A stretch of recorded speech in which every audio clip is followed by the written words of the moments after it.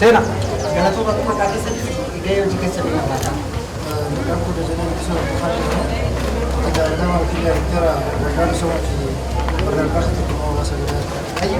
Waldaan keessan guyyaa har'aa egaa ayyaana qilleensa wabeeffachuudhaan deeggarsa gargaarsa kanneen deeggarsa taasisan maal birreetis mallaaqattootiin mamnuun akkamiidha?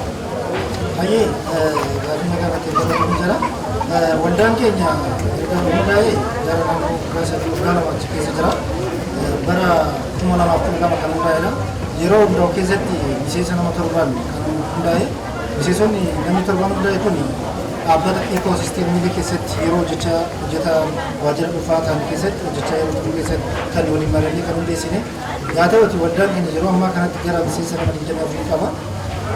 Waggoota lamaan sadii kana keessatti waldaan keenya namoota akka qalleeyyii akkasumas qaama miidhamtootaaf maatii milishaa yookiin biyyaatti bakka walitti deemaniif deeggarsoota adda addaa taasisaa ture.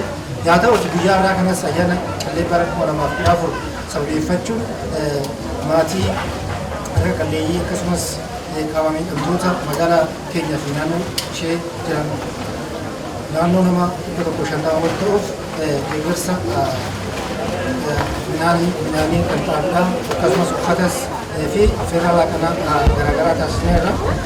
Gabaabumatti maallaqni tilmaamni naannoo 120 ol kan itti baasne jechuudha deeggarsa guyyaa irraa kanaatiif. Sana duras garuu kana caalaa maatii qaamolee deeggartoota nageenyaa ta'an fakkeenyaaf gaachana sirnaatiif naannoo namoota 1,500 oliif qaama bulchiinsaaf nageenya magaalaa waliin ta'uudhaan deeggarsa garaagaraa waliin taanee kan raawwachaa turre jechuudha. Ogummaa qabnuu fi beekumsa qabnuu waliin taanee kan raawwachaa turredha. Ammas kaayyoon keenya gara fuulduraatti waldaan keenya yeroo ammaa kanatti waldaa biyya keessatti yookiin waldaa maallaqa yookiin waldee tokko qaamedha. Hojjettootaa fi akkasumas abbootii qabeenyaa garaagaraa irraa walitti qabee kan deeggarsa kana gochaa jirudha. Ammas kana caalatti gara fuulduratti waldaa sadarkaa NGO'tti akka guddatee biyyoota garaagaraa irraa fandii argatee qaamni baratillee namni ogummaa kana qabu ogummaa kana dura qabu gara keenyatti dhufee akka nu faana hojjetu gabana waamicha dabarsa.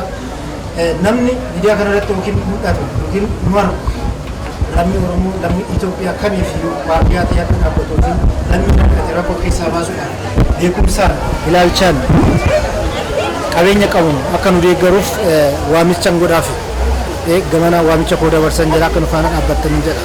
Ulfaadhu jira. Galatuma.